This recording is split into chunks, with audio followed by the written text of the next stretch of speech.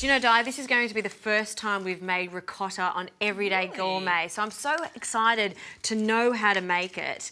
You learnt this on MasterChef. Di won MasterChef last year, and she deserved it. She's a fantastic cook. It's a very simple technique, isn't it? It is. It's super simple. All you need is milk, some acid, and some salt. So easy. Yeah. And we buy it at the store, but to know how to make it at home is a really wonderful thing to have in your repertoire, just like making butter just from cream and whipping it. It's Absolutely. such a cool thing to do. So I'm going to squeeze a bit more lemon because we need 1/3 cup of lemon juice. To how much milk ratio? To 2 litres of milk and a teaspoon of salt. I'll get the salt for you. Thank you. And whilst I'm doing this, could you cut the figs for me?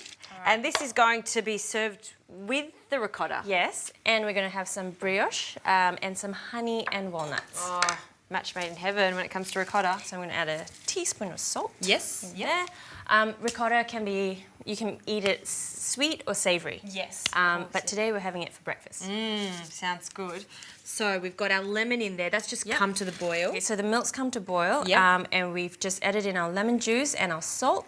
So we're going to let this milk boil for 10 minutes, and then the curd starts to develop and come up all the way up to the top, and then we're going to separate that. Fabulous.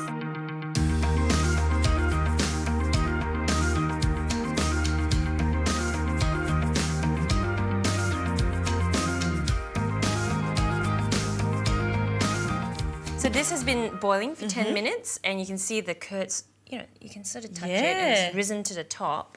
It's separated from the whey. Okay, so Jess, can you pick this up for me? And we're just going to strain that through the muslin. Okay. Let this sit for either 15 minutes or overnight. So it really depends on how thick you want your ricotta to be. Some people like it softer, so the lesser you leave it, the softer it is, and the longer you leave it, the thicker it gets. That's really interesting. There's a little shop in Sydney that does ricotta, and it's really, really soft and almost still warm, so they must serve it straight away.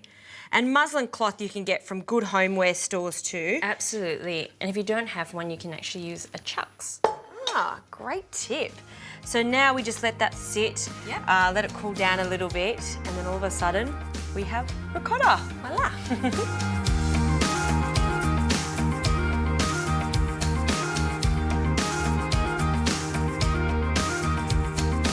All right, so that's all done. That's been sitting for about half an hour now, and that is your whey. So don't throw that away. I see what you did there. Very good. You can actually use that to make buttermilk pancakes. Use that as a brine. Yeah, I mean, putting chicken in there will soften it and make it super tender. Great idea. Good idea. Well, I'll keep that for my fridge. Nothing goes to waste. And now I'm just going to butter the brioche. Yum. You can get this in the supermarket. Yep. I love Nice brioche. French bread full of butter, which is really yummy to go with the ricotta. And as you can see, Di loves deep frying in butter. Why not? It's going to be delicious. You got some figs there to balance it out. Of course. So let's look what we got here. All right. Okay. Under the blanket. Oh, there it is. That's ricotta right there. So I want to put a spoon through this. Try it. After half an hour, we have nice, firm ricotta, a little bit crumbly. Yep. Can I have a taste that? Absolutely, yep. Good. It's so good. And you can see how it pairs really well with like something sweet, like honey or saltiness from the butter. All right, so Jazz, I'm going to turn this over. Ooh, nice and golden. Perfect. Should we put a bit more butter? Bit more butter. God, Di, you really like butter, don't you? Why not? Me too, don't worry. All right, Jazzy, so we're going to serve this with some honey and some walnuts and those figs. So you're going to bring that over. I'm going to plate this up now. Ooh, looks good. Okay, and then we're going to spoon some ricotta on there.